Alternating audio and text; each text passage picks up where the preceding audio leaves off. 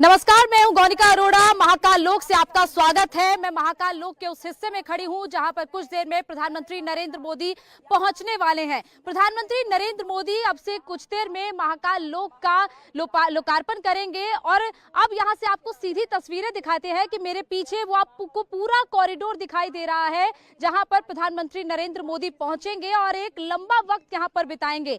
कुछ देर में प्रधानमंत्री का काफिला लगभग 5:45 बजे के आसपास उस महाकाल मंदिर में पहुंचेगा, जिस महाकाल मंदिर परिसर को बेहद ही खूबसूरती से सजाया गया है। जो लाल पताका आपको दिखाई दे रही है ऊपर फहराती हुई, वही महाकाल का वो गर्भगृह है जहां पर प्रधानमंत्री पूजा करेंगे और उसके बाद प्रधानमंत्री लगभग 6:15 बजे के आसपास इस कॉरिडोर में जहां पर कार्यक्रम शुरू होगा वहां से इस कॉरिडोर में एंटर करेंगे। अलग अलग कार्यक्रम होंगे, अलग अलग मूर्तियां जो आपको यहां से दूर से दिखाई दे रही हैं उसका प्रधानमंत्री नरेंद्र मोदी गोल्फ कार्ट के जरिए दीदार करेंगे और अलग अलग जगह पर जहां जहां पर भी खास स्पॉट्स बनाए गए हैं, जहां जहां अलग अलग परफॉर्मेंसेस होनी है, जहां पर अलग अलग तरीके से प्रधानमंत्री के लोकार्पण का इंतजार किया जा रहा है, जहां प्रधानमंत्री जिसका लोकार्पण करेंगे वहां पर प्रधानमंत्री पहुंचेंगे और उसके बाद एक सभा को संबोधित करेंगे।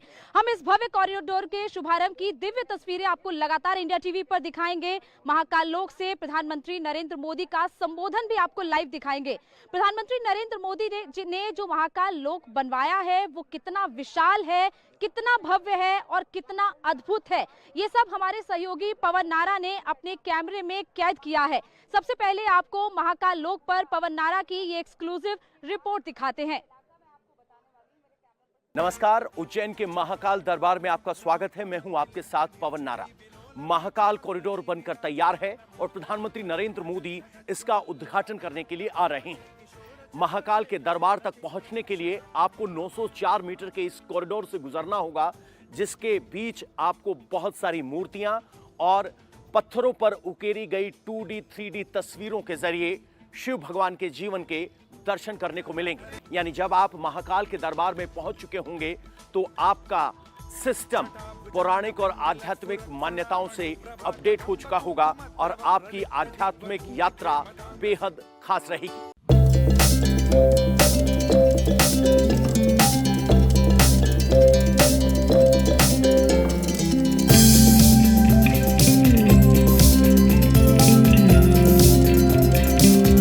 ये महाकाल कॉरिडोर भारत की एक नई पहचान का भी हिस्सा है, क्योंकि पहले केदारनाथ, काशी विश्वनाथ और अब मध्य प्रदेश के दिल उज्जैन में ये महाकाल कॉरिडोर, इसका पहला चरण पूरा हुआ है और एक चरण में और इसका विकास होना बाकी है। कैसे महाकाल का ये कॉरिडोर उज्जैन की आर्थिक गतिविधियों को नई दिशा देगा और कैसे ये आपकी आध्यात्मिक यात्रा को खास बनाएगा, आइए आपको दिखाते हैं।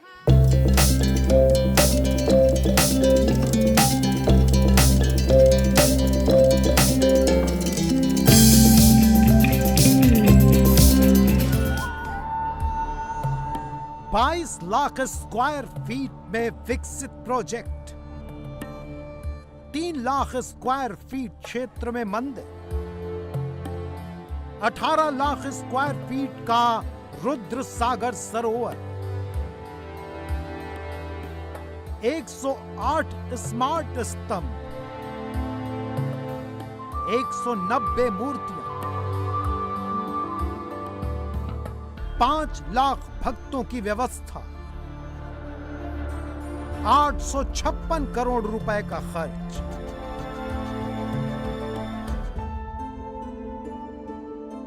इस विराट और विहंगम शिव क्षेत्र की परिकल्पना मध्य प्रदेश के शिवराज में हुई है। प्रदेश के मुख्यमंत्री से सुनिए 21वीं सदी में बनाए जा रहे भौतिक शिव पुराण के बारे में। सिंहस्थ के समय 2016 में कई काम उज्जैन में हुए थे। महाकाल महाराज की कृपा से मंदिर में भी काम हुए थे, अलग अलग मंदिरों का जीर्णोद्धार भी हुआ था और विकास के काम भी बहुत से हुए थे। लेकिन तभी ये कल्पना आई थी कि महाकाल महाराज के दर्शन के बाद कोई ऐसी रचना और होनी चाहिए जहां महाकाल लोक के दर्शन कर सकें, उनकी लीलाएं, उनकी कथाएं, उनका कुछ चित्रांकन हो उस समय से हमने योजना बनानी शुरू की थी। यहाँ के विद्वान, यहाँ के नागरिक, स्टेक होल्डर्स अलग अलग, सबके साथ विस्तार से बात करने के बाद फिर ये तय हुआ कि महाकाल महाराज के परिसर का विस्तार किया जाए। 2017 में इस कल्पना को अंतिम रूप दिया और फिर सबके साथ बैठ के क्या क्या होना चाहिए उसकी योजना बनी और 2018 में इस परियोजना के लिए टेंडर आमंत्रित कर लिए गए, निविदा बुलाई गई। बीच में फिर थोड़ा व्यवधान रहा 19-20 में, लेकिन बाद में फिर से सरकार बनने के बाद फिर और कई काम जोड़ते हुए 2 चरण में ये काम पूरा हो। 856 करोड़ रुपए की पूरी परियोजना बनी, जिसमें से पहला चरण लगभग 311 करोड़ के आसपास का है। उसका काम प्रथम चरण का पूरा हो गया। दूसरे चरण का काम भी हमने प्रारंभ कर दिया है, वो काम अभी चल रहा है। लेकिन पहले चरण के काम के बाद जो स्वरूप निखरा है इस स्थान का, महाकाल महाराज की कृपा से ही, क्योंकि जो होता है वो उन्हीं की इच्छा से होता है। हम लोग तो निमित्त मात्र हैं, वो अद्भुत है। इसके बाद इस प्रोजेक्ट का निर्माण करने वाले आर्किटेक्ट कृष्ण मुरारी शर्मा को क्या ब्रीफ दिया गया, ये भी सुनिए। इस कॉरिडोर को, इस एरिया को इस तरह से बनाया जाए कि श्रद्धालु जो आ रहे हैं उन्हें ज़्यादा से ज़्यादा सुविधाएं प्राप्त हो जाएं और उनका जो आने का एक्सपीरियंस है वो सुधर जाए, और जो प्रशासन है, प्रशासन को आसानी हो। जो क्राउड आगे इस प्रोजेक्ट के बनने से बढ़ेगा, उसे क्राउड को मैनेज करने की जो आसानी हो वो प्रशासन को मिल सके। उत्तराखंड में केदारनाथ धाम, काशी में विश्वनाथ मंदिर, झारखंड के बाबा धाम और अब उज्जैन का महाकाल परिसर, 12 ज्योतिर्लिंगों की महान धार्मिक अवधारणा का चित्र साकार हो रहा है, ताकि भारत की युवा पीढ़ी और भविष्य को देश के आध्यात्मिक शक्ति का संबल हमेशा मिलता रहे। ये 54 फीट ऊंचा शिव स्तंभ है, जिसके सबसे ऊपर पंचमुखी शिव हैं और उसके बाद भगवान शिव की विभिन्न मुद्राएं, सांप, अर्धचंद्र और ओम का निशान। ये सप्त ऋषि का केंद्र बिंदु है, जिसके चारों तरफ 7 ऋषियों को स्थापित किया गया है। उनके प्रतिमा और उनके जीवन से जुड़े हुए हिस्से आपको इस तरह से पत्थर पर उकेरे हुए दिखाई देंगे। ये 7 ऋषि उस घटना को प्रदर्शित करते हैं जब भगवान शिव ने 7 ऋषियों को अपने शिष्य के तौर पर स्वीकार किया था, और तभी से गुरु पूर्णिमा मनाने का चलन रहा है। आप ये तो जानते होंगे कि गुरु पूर्णिमा होती है, लेकिन क्या हमारे युवा जानते हैं कि गुरु पूर्णिमा की शुरुआत कहां हुई? इस सप्तऋषि के जरिए यही बताने की कोशिश की गई है। प्रोजेक्ट में आने के लिए भक्त जिस रास्ते का इस्तेमाल करेंगे, उस परिपथ में 108 स्तंभ लगाए गए हैं।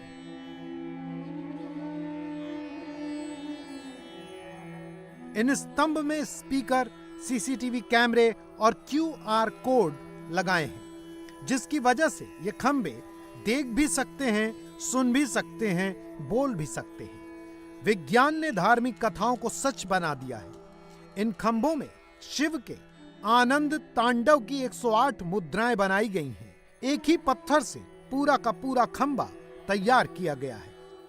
ये 108 पिलर, ये पूरा जो महाकाल पथ है, जो महाकाल कॉरिडोर है, उसके अंदर 108 मोनोलिथिक स्टोन के बनाए हुए पिलर्स हैं, जो इन्हें स्मार्ट स्तंभ कहा जा रहा है। तो ये पिलर जो है भगवान शिव की आनंद तांडव मुद्राओं को समर्पित है।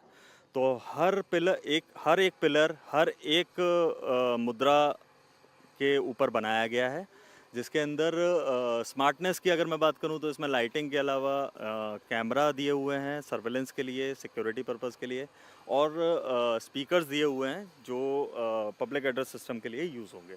रथ पर सवार सूर्य और उनके चारों तरफ नवग्रहों को स्थापित किया गया है। भारतीय ज्योतिष मान्यताओं के हिसाब से आपके जन्म के वक्त ग्रहों की दिशा आपके जीवन की दिशा और दशा तय करती है। इसीलिए नवग्रह पूजा की जाती है। और यहां शिव कॉरिडोर में आपको इस तरीके से 9 ग्रहों के मूर्ति स्वरूप दिखाई देंगे, जो सूर्य के चारों तरफ एक गोलाकार आकार में स्थापित किए गए हैं। सोच यही है कि नवग्रह पूजा और ग्रहों के हमारे जीवन के प्रभाव को दिखाने के लिए इस कलाकृति का इस्तेमाल किया गया है। प्रोजेक्ट में छोटी बड़ी करीब 190 मूर्तियां लगाई गई हैं। सभी मूर्तियां शिव के जीवन से जुड़ी कथाओं पर आधारित हैं।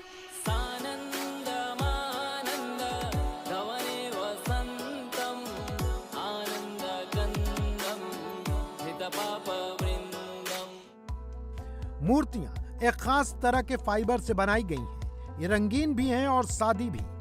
खंभों के अलावा जो मूर्तियां हैं उनमें से ज्यादातर प्लास्टिक फाइबर की हैं। खुली धूप में इनका रंग खराब नहीं होगा, कुछ धुंधला जरूर पड़ेगा, तो कुछ सालों के अंतर में इनको रंगा जाएगा। इनकी उम्र 100 साल से ज्यादा बताई जा रही है। इसे मेटाफोरिकली यहाँ पर रिप्रेजेंट किया है, क्योंकि वो एक आदि गुरु थे और उन्होंने जिस दिन सप्तऋषियों को अपने शिष्य के रूप में स्वीकार किया था, उस दिन को आज लोग गुरु पूर्णिमा के नाम से भी मनाते हैं। तो लोगों को नहीं पता कि गुरु पूर्णिमा किस लिए मनाई जाती है, सिर्फ ये पता है कि गुरु पूर्णिमा मनानी है, आज गुरु के यहाँ पे जाना है। पर गुरु पूर्णिमा की जो कहानी है वो यहाँ से लोगों को पता चलेगी।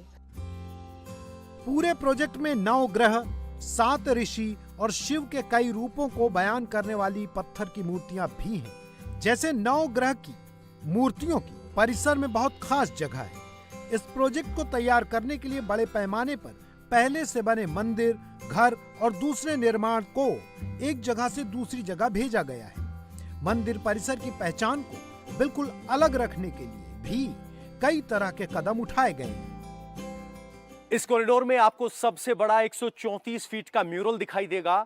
पत्थर पर उकेरे गए इस म्यूरल में भगवान शिव के विवाह को दिखाया गया है। यहां भगवान शिव की बारात आप देख सकते हैं। इसमें आप देखेंगे तो भूत पिशाच से लेकर सुर असुर समेत सब भगवान शिव के विवाह में शामिल हैं। तो वो सारी बारात यहां पर दिखाई गई है। भगवान शिव नंदी पर सवार हैं और ये बारात आगे बढ़ रही है। इस तरीके से पूरे 134 फीट देश का सबसे बड़ा स्टोन म्यूरल यहां इस कॉरिडोर में बनाया गया है। और इस पूरे कॉरिडोर में ये सबसे बड़ी हाईलाइट भगवान शिव का विवाह दर्शन है, जिसमें पत्थर के जरिए आप भगवान शिव के विवाह के साक्षी बन सकते हैं। और सबसे आखिरी कड़ी में आपको नंदी पर सवार भगवान शिव और मां पार्वती दिखाई देंगी। ये देश का सबसे बड़ा स्टोन पर कार्व किया गया म्यूरल है, जिसकी लंबाई है 134 फीट। महाशिवरात्रि जैसे महापर्व के दिन उज्जैन में आने वालों की संख्या 5 लाख तक पहुंच जाती है। ऐसे में इस पूरे प्रांगण को इस तरह से डिजाइन किया गया है कि गर्भगृह तक पहुंचने के दौरान भक्तों को शिव दर्शन और महिमा का पूरा वर्णन मिल सके। 134 फीट लंबी दीवार पर पत्थरों में कथा चित्र बनाए गए हैं। इनमें रोशनी का पूरा इंतजाम किया गया है ताकि दिन या रात किसी भी वक्त दर्शन इन्हें देख सके। और अगर स्मार्टफोन हो तो इन तस्वीरों से जुड़ी जानकारी को स्कैन भी कर सके। वॉल है, म्यूरल वॉल बनाई है हमने। बाकी सेटलमेंट को, जो आसपास के बसावट है, उसे इस प्रोजेक्ट से सेग्रीगेट करने के लिए, ताकि श्रद्धालु आ सकें तो उन्हें भी कोई दिक्कत ना हो और उनकी वजह से श्रद्धालुओं को भी कोई परेशानी ना हो आगे जा करके। तो इसको इंटरेस्टिंग बनाने के लिए हमने पत्थर में इसमें जो शिव पुराण और दूसरे जो पुराण हैं उनसे कहानियाँ लेकर के इस पे उकेरी हैं। इसके अंदर सृष्टि की उत्पत्ति से लेकर के माँ शिप्रा की उत्पत्ति तक की सारी कहानियाँ इसके अंदर हमने डाली हैं, ताकि लोगों को इसके बारे में जितना ज़्यादा हो सके ज्ञान प्राप्त हो सके। इस पूरे कॉरिडोर का सबसे हाई पॉइंट है रुद्र सागर झील। मान्यता है कि रुद्र सागर के दर्शन भर से आपकी मनोकामनाएं पूर्ण होती हैं। लेकिन कुछ साल पहले यहां की तस्वीर ऐसी थी जिसे देखकर आपकी आंखों को सुकून नहीं मिलता। जल कुंभियां थी, सीवर के पानी के आने की वजह से बदबू थी। लेकिन अब इस झील का भी जीर्णोद्धार किया गया है। इस झील को पवित्र शिप्रा नदी से जोड़ा गया है, वहां एक वाटर ट्रीटमेंट प्लांट लगाया गया है और कोशिश ये है कि ये झील इसी तरीके से साल भर लबालब भरी रहे और जैसे ही जल स्तर कम हो, शिप्रा नदी से जल इस झील में आ सके। खास बात यह है कि इसी झील का पानी पर्कुलेट होकर या कहें कि जमीन में जाकर वो जल बनता है जिससे भगवान महाकाल का जलाभिषेक होता है। शिव की तपस्या, उपासना, स्तुति में जलाभिषेक का बहुत महत्व है। 12 ज्योतिर्लिंग में से एक उज्जैन के महाकाल में इसके लिए बहुत शुद्ध जल की व्यवस्था की गई थी। एक बड़ी सागर जैसी जलराशि तैयार की जाती थी, जहां जल प्राकृतिक रूप से छनकर दूसरे छोटे जलाशय में पहुंचता था और फिर उस पानी से शिव का अभिषेक किया जाता है। लेकिन कुछ सालों से रुद्रसागर बहुत प्रदूषित हो गया था। अब उसे साफ करके शिव के जलाभिषेक का इंतजाम किया गया है। इसमें शिप्रा के जल की धारा को रुद्रसागर तक लाने का अनोखा और भागीरथ प्रयास भी शामिल है। इसकी जो गाद है उसे हटाया गया है, इसका गहरीकरण किया गया है और इसमें शिप्रा से लेकर के साफ और स्वच्छ जल इसके अंदर डाला है। तो पूरे साल मतलब हमेशा के लिए इसमें पानी भरा रहे, इसके लिए हमने एक वाटर ट्रीटमेंट प्लांट भी बनाया है 2 MLD का, जिसे कनेक्ट किया है रुद्रसागर के साथ में। तो जब भी गर्मियों में या किसी भी वजह से पानी इसका जब नीचे उतरेगा तो वो पानी का फुलफिलमेंट उस वाटर ट्रीटमेंट प्लांट से किया जाए। उज्जैन महाकाल परिसर में इस रुद्रसागर के आसपास कई ऐसी जगह बनाई गई हैं जहां दर्शक बैठ सकें और रुद्रसागर में होने वाले लाइट और साउंड शो को देख सकें। पूरे इलाके में खास तरह के पत्थर का इस्तेमाल है और जो भी है उसे इतना भव्य बनाने की कोशिश की गई है कि जो एक बार देख ले, जीवन भर वो दृश्य उसकी आंखों में बसा रहे। बदलते जमाने के साथ भक्तों की सुविधाओं का भी ख्याल रखा गया है। बुजुर्गों के लिए इस 900 मीटर लंबे महाकाल कॉरिडोर में चलना आसान नहीं होगा, इसलिए उनके लिए इस तरीके से ई-रिक्शा की व्यवस्था की गई है जिसमें सवार होकर वो आगे भगवान महादेव के दर्शन करने के लिए पहुंच सकते हैं। यानी जो लोग पैदल चलना चाहें उनके लिए अलग से रास्ता है, जो ई-रिक्शा के जरिए चलना चाहें उनके लिए अलग से रास्ता है। पहले जब दर्शन करने के लिए भक्त यहां आते थे तो दुकानदार उन्हें लपकने के लिए दौड़ते थे, लेकिन अब उसे भी निजात दिलाने के लिए इसी कॉरिडोर में ये शॉपिंग कॉम्प्लेक्स बनाया गया है जहां आप प्रसाद, फूल, माला ले सकते हैं और जो पैदल चलना चाहते हैं वो इस कॉरिडोर के जरिए पैदल चलते हुए आगे महादेव के दरबार तक जा सकते हैं। और जैसे जैसे वो आगे बढ़ेंगे तो इस तरीके से भगवान शिव के विभिन्न रूप उन्हें दिखाई देंगे और ये उनके आध्यात्मिक पूरी जर्नी को खास बना देगा। अब हम आपको इस परियोजना के रात में लिए गए चित्र भी दिखाते हैं ताकि आपको इसकी भव्यता का पूरा अंदाजा लग सके। यहाँ सरकार की सोच है कि उज्जैन जो आए वो कुछ दिन रुके। उज्जैन दिन में आकर रात में चली जाने वाली धार्मिक जगह से ज्यादा देश के पर्यटन मैप का एक मुख्य आकर्षण बन सके। उज्जैन में कई ऐसे स्थान, महाकाल महाराज की कृपा तो बरसती ही है। भगवान श्री कृष्ण ने शिक्षा यहाँ प्राप्त की है। एक नहीं अनेकों स्थान हैं। तो प्रयास यही है कि उज्जैन लोग आएं, महाकाल महाराज के दर्शन करें, उनकी कृपा सब पर बरसे, लेकिन इसके बाद उज्जैन में बाकी स्थानों को भी देखने के लिए रुकें और उज्जैन अब ऐसा बन गया है। महाकाल मंदिर में जो नॉर्मल डे हैं उसके अंदर लगभग 10 से 12 हज़ार लोगों की संख्या में श्रद्धालु आते हैं। श्रावण में जनरल डेज में लगभग 20 से 25 हज़ार श्रद्धालु आते हैं और वही संख्या जो है रविवार, शनिवार, रविवार और सोमवार को श्रावण के वही संख्या लगभग 50 हज़ार तक पहुंच जाती है। महाशिवरात्रि और नाग पंचमी पे लगभग 2 से 5 लाख लोगों की संख्या यहाँ पर आती है। तो 5 लाख जो हमारा हाईएस्ट हेड काउंट है, उस चीज़ को लेकर के हमने इस प्रोजेक्ट को पूरे को डिज़ाइन किया है। इस प्रोजेक्ट में इस पूरे कॉरिडोर के अंदर, इससे एडजॉइनिंग एरियाज़ के अंदर लगभग 2 लाख लोग एक बार में ये प्रोजेक्ट संभालने की क्षमता रखता है।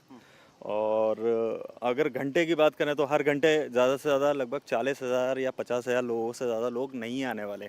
आने वाले जो समय है उसके हिसाब से हमने इस चीज़ को तैयार करा। इस तरह के सजावटी पौधे आपने हर प्रोजेक्ट में देखे होंगे, लेकिन महाकाल के इस कॉरिडोर में पौधे लगाते वक्त भी भगवान शिव की पसंद का ध्यान रखा गया है। जो मान्यता के अनुसार भगवान शिव के पौधे हैं उन्हें सम्मिलित किया गया है। मसलन बेलपत्र, वटवृक्ष, रुद्राक्ष और बाकी सब वो पौधे जिनका विवरण पुराणों में मिलता है, धार्मिक ग्रंथों में मिलता है, और उसी तरह के पेड़ पौधे यहाँ लगाए गए हैं। एक शिव वन भी यहाँ स्थापित किया जाएगा झील के किनारे, जिसमें इन सब पौधे को समाहित किया जाएगा। कोशिश ये है कि जो पौधे इस परिवेश, मध्य प्रदेश की इस धरा के हिसाब से फल फूल सकें, उन्हें लगाया गया है, और इनमें बहुत से पौधे हैदराबाद से मंगवाए गए। शिव की आराधना और स्वरूप में प्रकृति का बहुत महत्व है। बेलपत्र की पूजा से लेकर धतूरे के प्रसाद तक हर जगह प्राकृतिक रूप से पैदा होने वाली वनस्पतियों की जरूरत रहती है। इस बात को ध्यान में रखकर उज्जैन महाकाल मंदिर में शिव वाली वनस्पतियां भी लगाई गई हैं, जिनका जिक्र महाकवि कालिदास ने अपने ग्रंथ में किया है। पूरे एरिया को, जहाँ पर ये प्रोजेक्ट डेवलप हुआ है, इस पूरे एरिया को महाकाल वन कहा जाता था किसी समय पर। तो महाकाल वन का वर्णन जो है वो कालिदास ने अपनी किताबों में किया है। तो उस वर्णन को लेकर के हमने यहाँ के जो भी पेड़ पौधे हैं वो सारे सेलेक्ट किए हैं, उन्हें लगाया है, और उनमें भी जो भगवान शिव से जुड़े हुए हैं सीधे सीधे, जैसे अपना कैलाशपति है, हाँ रुद्राक्ष है, कैलाशपति है, फिर अपना सप्तपर्णी है। तो इस तरह के जो पेड़ हैं वो हमने यहाँ पे प्लांटेशन उसका किया है। उस हिसाब से भी लगाए गए हैं जो बर्ड लविंग ट्रीज हैं सिर्फ, तो उनके लिए वो खाना भी हो गया, यहाँ पे पानी भी हो गया, और रहने के लिए घर भी हो गया। शिवालय देश के हर गांव में है, और शिव संहारक होने के बावजूद आराधना के सबसे बड़े केंद्र हैं। शिव और उनका संसार नई पीढ़ी के बीच अपने पूरे स्वरूप में पहुंच सके, इस दिशा में यह निर्माण एक नया मुकाम है। महाकाल कॉरिडोर उस बड़ी परिकल्पना का एक हिस्सा है जिसकी सोच ये है कि भारत की सांस्कृतिक पहचान को भारत की राष्ट्रीय पहचान बना जाए, हिंदू गौरव को राष्ट्रीय और अंतर्राष्ट्रीय पटल पर सामने रखा जाए, और एक स्पिरिचुअल सर्किट को तैयार किया जाए। और ये 12 ज्योतिर्लिंग जो भारत को सांस्कृतिक रूप से एक धागे में पिरोते हैं, उन्हीं के कुछ मन के मोती ये हैं। पहले केदारनाथ, फिर बाबा विश्वनाथ, और अब महाकाल का दरबार सजकर तैयार है, ताकि भारत की अंतर्राष्ट्रीय छवि में ये मन के मोती भी चमकते दिखाई दें और टूरिज्म को नई उड़ान मिल सके। सोच ये है कि यहाँ आने वाले लोग सिर्फ धार्मिक वजहों तक सीमित ना हो, बल्कि इनका गौरव और वैभव इतना ज्यादा हो कि विश्व भर के लोग खींचे चले आएं, ताकि भारत की पहचान सिर्फ ताजमहल ना हो, भारत की पहचान श्री राम का मंदिर भी हो, भारत की पहचान काशी विश्वनाथ कॉरिडोर भी हो, और भारत की पहचान महाकाल कॉरिडोर भी। इंडिया टीवी हर वक्त हर जगह डाउनलोड करने के लिए सर्च करें India TV news Google play store या ऐप स्टोर पर।